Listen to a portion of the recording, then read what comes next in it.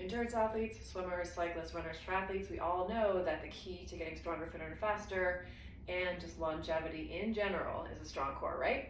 So I'm going to tell you something that might be surprising, and that is, if you are working on getting a stronger core, stop doing planks. Give me a couple minutes and I'm going to tell you exactly why. So my name is Alexis, I'm the founder of the Endurance Hub. I'm an avid swimmer, cyclist, Pilates instructor, and trainer.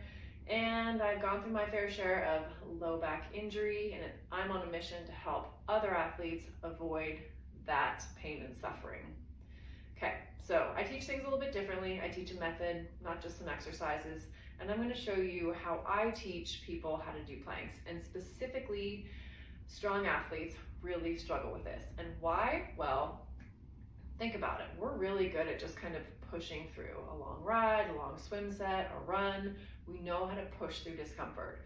When we come into a plank, it's not just about holding ourselves there and suffering for as long as possible.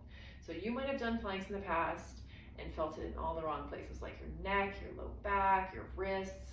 And I'm going to show you that we need to first take it back and master this thing, which is finding your foundation. So just like building a house, we wouldn't build a house on a crooked foundation. If you come into your plank without finding that solid foundation, you're going to be feeling it in all the wrong places. It won't be effective, and you might actually even injure yourself. So here we go. We're going to come onto hands and knees, and this is where we need to start. So instead of just rushing into our plank here, we need to find our foundation. What do I mean by that? I mean a nice, strong, flat back, and we need to be supporting ourselves from both sides of the body. So common mistakes that I see are head position. So let's start here. Sometimes the head is down here. So what's that going to do when you pop up into your plank? You're going to be all in your neck and your shoulders. So first, let's go ahead and pull the face away from the floor. You're still looking down. Think about reaching the top of the head forward. Your neck just got an inch longer. And then let's move to our shoulders. Let's not have them up into our ears. Let's kind of hug our shoulder blades down into our imaginary or real back pockets. And then let's think about if they're close or far from one another, meaning we don't want to be squeezing our shoulder blades together. We want to be kind of nice and broad. That said, another thing I see too often is people kind of puffing up the upper back to hold themselves up. So just try to find a nice neutral position where you feel like you're pushing the ground away with straight arms, but you're not overly rounding the upper back.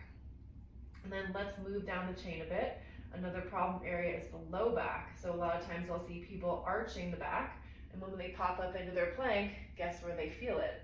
So imagine that it's raining down from the ceiling. We don't want water to collect right here. So what do? We need to tilt the pelvis a little bit. So we come into what we call a little of a posterior tilt. We kind of tuck the tail a little bit. And when you do that, you should now feel those deep low abdominals working. So check yourself out maybe in a mirror or take a picture, kind of your before and your after in what we call this quadruped position, keeping those things in mind. And you should feel like you are in a much more powerful position and ready to lift up into your plank. Okay, so this is what I mean with our strong athletes. We've got to just dial it back a second, make sure we've got that strong foundation. We're just scratching the surface. If you want to know how to properly progress your plank from start to finish, I've got a quick little course for that, so just drop me a line below and I'll send it right over to you.